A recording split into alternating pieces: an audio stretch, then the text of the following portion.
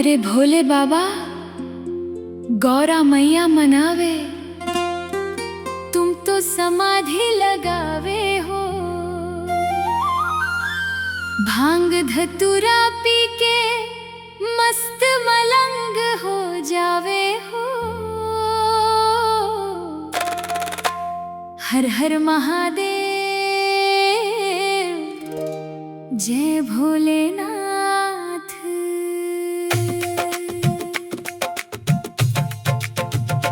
तुम तो भोलेनाथ हो, भांग पी के झूम जाते हो।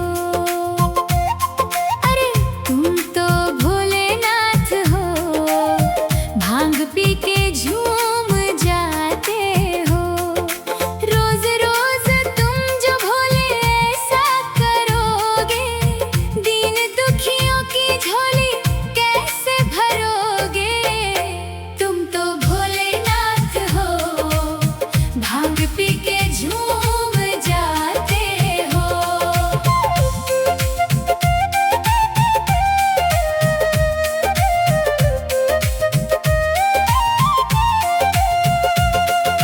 गौरा मैया रसोई बनावे, तुमको भोग लगावे। तुम तो अपनी मस्ती में भोले नंदी संग मुस्कावे। समाधि छोड़ के ना बाहर आते हो। तुम तो भोलेनाथ हो, भांग पी के झूम जाते हो। तुम तो भोलेनाथ हो, भांग पी के झूम जाते हो। दीन दुखियों की झोली कैसे भरोगे।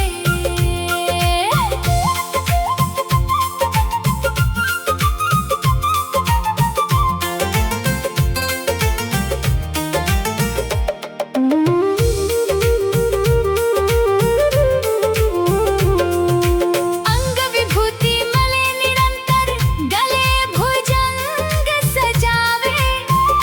मस्तक पर चंदा चमकावे, जटा में गंगा बहावे। डमरू बजा के मस्त हो जाते हो। तुम तो भोलेनाथ हो, भांग पी के झूम जाते हो। अरे तुम तो भोलेनाथ हो, भांग पी के झूम जाते हो।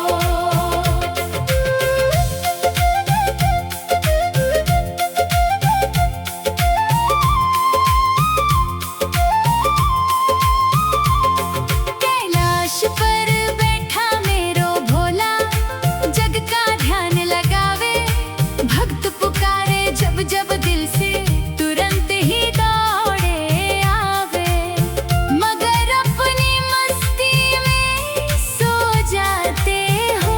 तुम तो भोलेनाथ हो, भांग पी के झूम जाते हो। तुम तो भोलेनाथ हो, भांग पी के झूम